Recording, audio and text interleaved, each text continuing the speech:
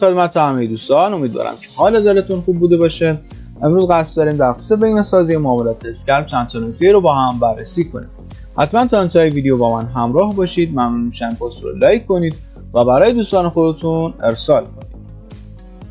همونطور که میدونید ما تو معاملات اسکلپ میایم تو تایم فریم های پایین مثل 1 دقیقه، 5 دقیقه و 15 دقیقه و با حجم های پایین و تعداد معاملات بالا نوسانات جزئی بازار رو دنبال میکنیم. توجه داشته باشید نکاتی که تو این پست بهش اشاره میکنم رو حتما تو استراتژی شخصی خودتون تست بگیرید. مورد اولی که میخوایم با هم بررسی کنیم تایم ساختار ما است. تایم ساختار و تایم ترید ما. تایم ساختار همون تایمی است که ما میایم روند بازار رو تحلیل میکنیم، مومنتوم رو بررسی میکنیم، طبق الگوها و سیگنال‌هایی که دریافت میکنیم میریم تو تایم ترید خودمون به دنبال نشانه‌های ورود به معامله میگردیم. پست کامل تایم ساختار و تایم ترید رو قبلا داخل پیج قرار دادم، برید حتما مشاهده کنید. باز زمانی بین تایم ترید ما و تایم ساختار ما نباید زیاد طولانی باشه. اگر شما تایم 1 دقیقه و 5 دقیقه ترید میکنید پیشنهاد میکنم از تایم 30 دقیقه و اگر تایم 15 دقیقه ترید میکنید پیشنهاد میکنم از تایم 1 ساعته استفاده کنید. اگر تو تایم ترید خودتون زیاد استاپ میخورید سعی کنید یه تایم بیاین بالاتر معامله کنید. ما که میخوایم بهش اشاره کنیم تو ساعت ورود به معاملات هست. خیلی مهمه که ما چه زمانی وارد معاملات خودمون میشیم. سشن های سیدنی و توکیو رو من اصلا پیشنهاد نمیکنم برای معاملات اسکلپ، چرا که ما برای معاملات اسکلپ نیاز داریم به هیجانات و نوسانات بالا. پیشنهاد میکنم تو هم پوشانی بازار لندن و بازار نیویورک معاملات خودتون رو انجام بدید. تقریبا بین ساعت 4:30 بعد از ظهر تا ساعت 8:30 شب.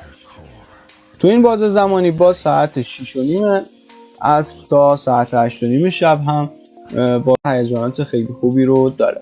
نیم ساعت قبل از باز شدن بازار نیویورک شما میتونید نوسانات خیلی خوبی رو شاهد باشید. نیم ساعت اول و نیم ساعت آخر هر کندل 4 ساعت هم میتونه نوسانات خیلی خوبی رو داشته باشه. بعدی روزهای معاملاتی هستن. سعی کنید شنبه و یک شنبه که بازار فورکس تعطیله شما تو بازار کریپتو هم معامله نداشته باشید، چرا که حجم و نقدینگی تو بازار کمه و استاپ شما زیاد فعال میشه. سعی کنید از روز دوشنبه معاملات خودتون شروع کنید تا روز جمعه قبل از باز شدن بازار نیویورک معاملات خودتون رو ببندید. روزهای سه شنبه، چهارشنبه، پنج شنبه معمولا نوسانات خوبی داره. میتونید از این نوسانات استفاده کنید. و زمانی که اخباری منتشر میشه شما اگر نمیدونید باید چیکار کنید معامله‌ای نداشته باشید. نکته بعدی ریواردهای معاملاتی هستند. سعی کنید از ریواردهای 1 به 1 و 1 به 2 تو معاملات خودتون استفاده کنید. سعی کنید سود خودتون رو از بازار بگیرید. زیاد به دنبال ریواردهای 1 به 4 و 1 به 7 و اینا تو بازار نباشید.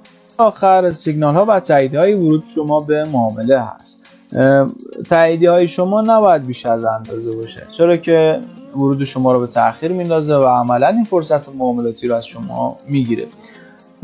اگر منتظرید که پرایس اکشن به شما سیگنال بده، مووینگ اوریج به شما سیگنال بده، فیبوناچی به شما سیگنال بده برای ورود، شما نمیتونید اینطوری اسکلپ انجام بدید، چرا که یکی از فرصت‌های معاملاتی خودتون رو از بین میبرید.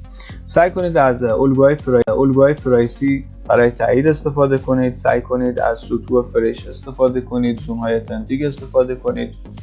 پرایس اکشن تاییدیه‌های خیلی خوبی رو داره برای معاملات اسکلپ که حتما تو قالب یک پست آموزشی حتما داخل پیج قرار میدم استفاده کنید.